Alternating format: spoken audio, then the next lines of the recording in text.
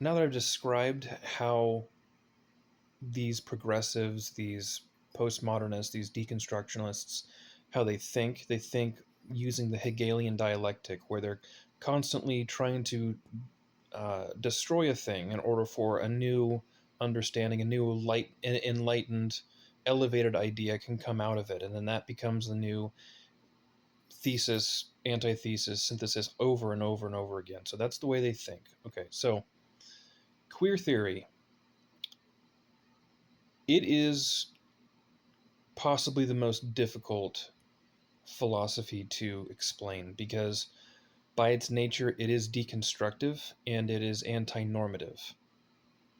So it's amorphous. It's very nebulous, and it's constantly trying to deconstruct itself, and it turns itself into something new, and so it's hard to pin down. Um, I guess I should clarify that when we say queer, we're not talking like gay or homosexual queer. Think of queer as anything that is not normative, anything that's not normal, anything that it is anti whatever the homogeneity of the times is. It is deconstructive, and it seeks to challenge all social mores, all kind of proper conduct, things that we would expect in a society where you just there's just certain things you just don't do, and they're kind of unspoken. Queer theory, and the two biggest names you should know is a French philosopher named Michel Foucault, and another is an American feminist philosopher named Gail Rubin. So they're kind of the co-founders of queer theory, because queer theory is largely based off of postmodernism or deconstructionism. They're kind of interchangeable, and that postmodernism is solely Foucault's. That's his alone. So Gail Rubin kind of took that idea with him. They were alive at the same time, and they sort of birthed this queer theory, which is question all question every normative social structure. Right? So we assume heterosexuality is the norm. No, it's not. It's anything other than heterosexuality. So we're going to champion that thing. And the reason why they're doing this is because postmodernism, it looks at culture, it looks at art, literature, it looks at all those things through the lens of power, right? So who wrote it? Who wrote this novel? What was their ethnicity?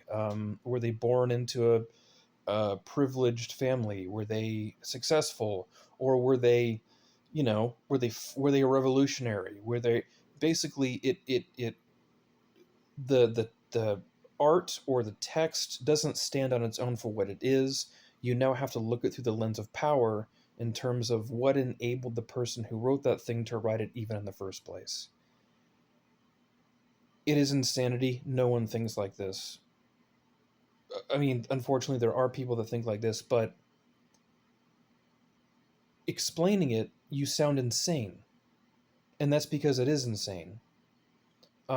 They're convinced that everything that is socially normal is due to uh, powers and structures that have just modeled us that way. And we're now acting in a society that the way that we do because we have been conditioned to do so by people with power. This is what they think. Okay. So Michel Foucault and Gail Rubin, um, and there's one third musketeer in this. She's alive today.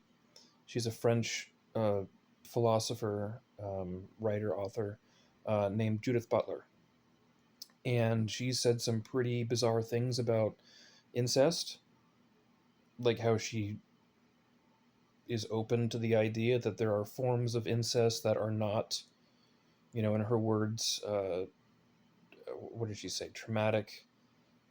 Maybe that's not exactly what she said, but she was saying that she thinks that there are forms of incest that aren't, detrimental and messed up, and is going to just damage everyone involved. So again, it's all about deconstructing normative behaviors and thoughts, um, because they view those things as oppressive. And queer theory makes the conclusion that because some social norms are oppressive or repressive, therefore all of them are. Okay, that's what they think. And so yeah, it's a basically it's a big, long, complicated philosophy for people that just really want to have sex with children.